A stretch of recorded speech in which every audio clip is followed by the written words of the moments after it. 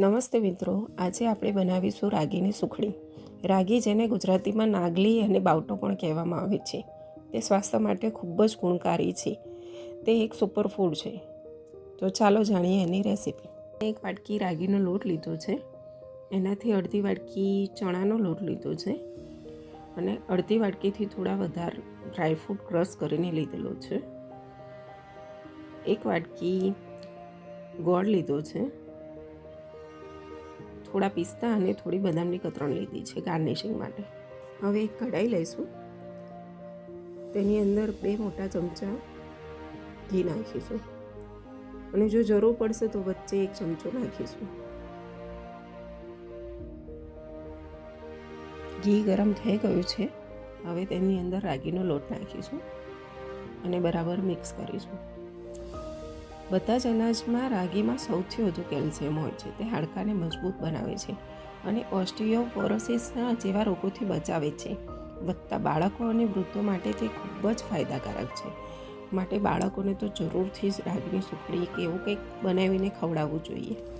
તેને ધીમા તાપે થવા દઈશું અને હવે એની અંદર ચણાનો લોટ નાખીશું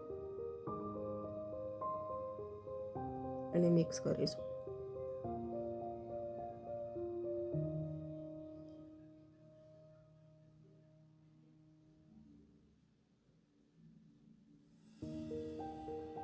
થોડું ઘી ઓછું લાગે છે માટે 1 ચમચો બીજું ઘી નાખીશું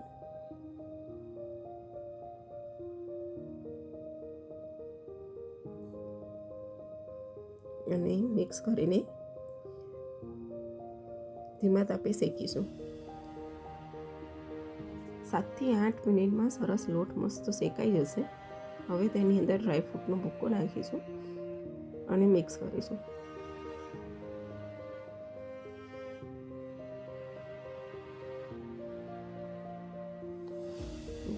જો સરસ મિક્સ થઈ ગયું છે. હવે તેની અંદર ગોળ નાખીશું અને મિક્સ કરીશું. ગેસ બંધ કરી દઈશું અને સતત હલાવતા રહીશું એટલે ગોળ ઓગળી જશે. સરસ ગોળ ઓગળી ગયો છે. હવે એક થાળીમાં કાઢીને સરખું તાવેતાથી દબાઈ દઈશું.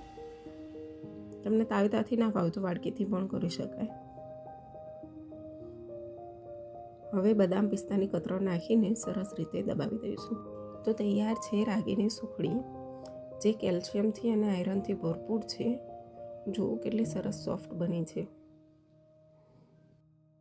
જો તમને આ વિડીયો ગમ્યો હોય તો લાઈક કરજો, તમારા મિત્રો સાથે શેર કરજો અને અમારી ચેનલને સબસ્ક્રાઈબ કરવાનું ભૂલતા નહીં. આવજો.